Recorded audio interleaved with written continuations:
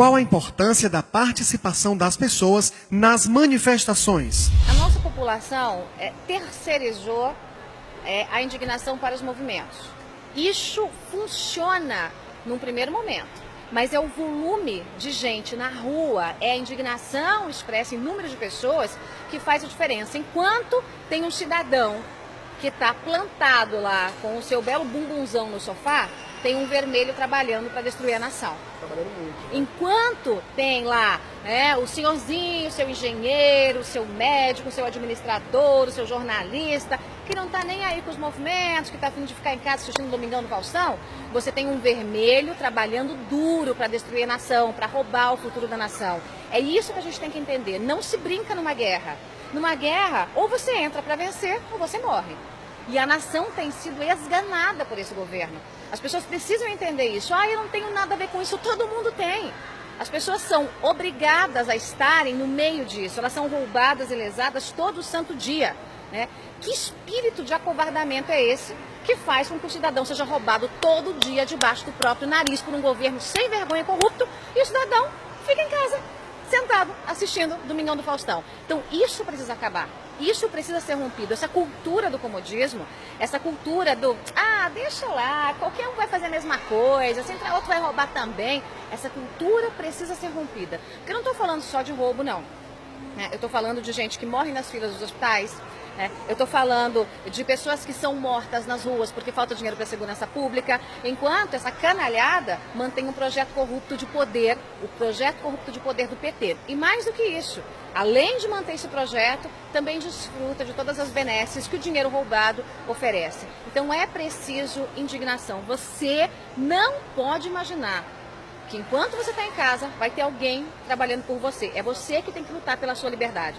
Porque isso o PT sabe fazer, lutar para nos deixar cativos, cativos da ignorância, cativos da omissão, cativos da preguiça.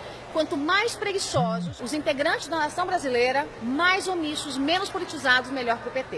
O PT vai continuar fazendo a festa. A gente precisa entender isso. Se a gente não entrar nessa luta de verdade, se não arregaçar as mangas para trabalhar, a gente vai continuar apanhando, sabe-se lá quanto tempo e sabe-se lá quantas vidas serão sacrificadas por esse projeto corrupto até lá. Joyce, e sobre os resultados mais práticos das manifestações anteriores, da presença das pessoas nas manifestações, o que isso já galgou para a causa, o que isso já deu impacto? A primeira manifestação, aquela que reuniu mais de 1 milhão só na Paulista, aquela grande manifestação que foi organizada basicamente pelas redes sociais, né? Começou um fala aqui, um fala ali e tal, e a população saiu em peso. Se naquela semana tivesse uma manifestação com 30% do volume de pessoas em Brasília, o governo tinha caído. O problema é que o cidadão veste lá a roupinha verde e amarelo, sai uma vez, dá um tchauzinho, muitas vezes tira uma foto e acha que acabou. E não é isso. A gente tem, repito, aí um processo de batalha, uma atrás da outra, até a gente vencer a guerra.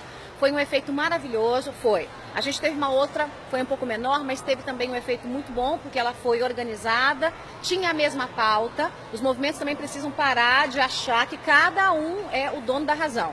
Isso não existe. Isso não existe. Mas eu gosto mais de azul, eu gosto mais de amarelo. É problema seu, a gente quer um Brasil limpo.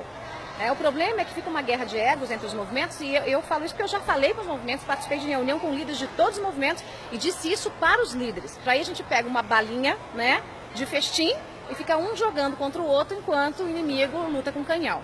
Então, primeira coisa, movimentos se unirem. Não interessa se um quer um governo assim, outro quer um governo assado. Primeiro tira esse governo corrupto do poder. Depois é o segundo passo. Você não pode pular as etapas, não tem como. Não tem como você correr se você não aprender a andar. É basicamente isso. Então, muito bem, tomamos uns tombos aí no caminho, muito bem, também ninguém levanta e aprende a levantar sem cair. Nos unimos de novo, os movimentos se unem, a população sai às ruas e aí a gente vai ter um efeito semelhante àquela primeira organização, aquele primeiro movimento grande que levou aí milhares de pessoas para as ruas. Mas aquilo não pode parar num número, nem numa capa de jornal. Muito bem, 1 milhão de pessoas na Paulista, tá, e aí o outro dia? É o dia depois, É isso que a gente precisa entender. E o dia depois é reunir uma turma grande para Brasília e cobrar desses políticos frouxos que façam o impeachment andar e que votem pelo impeachment da presidente. É fazer com que o Senado se mexa e não só a Câmara dos Deputados que de um jeito torto acabou se mexendo. Então é aí que está o fio da meada. não se encerra em si mesmo. O movimento não se encerra, não. Eu botei a minha camisa, eu fui para a rua e pronto, está resolvido. Não. A gente continua tendo um governo petista, um ministério incompetente, a gente continua tendo roubo do dinheiro público. Ou alguém acha que a Petrobras virou uma reunião de santos, que no BNDES está tudo bem, tudo bonitinho, só porque saiu ali durante 6 meses matéria de jornal de que o petrolão foi descoberto. Temos que ter consciência patriótica.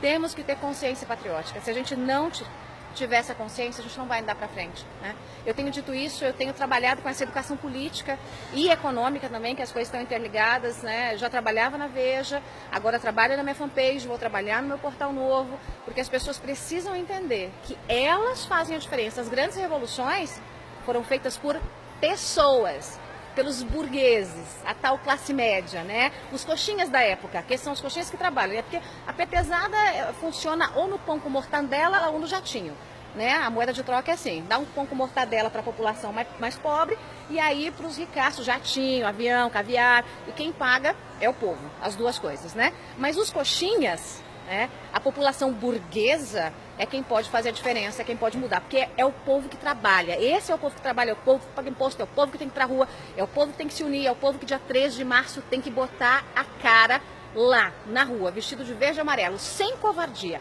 Eu não tenho medo do PT, nunca tive. E eu fico me perguntando, por que que você tem? Por que que você tem? Por que que quem tá no sofá, não, eu não tenho medo, então é pior.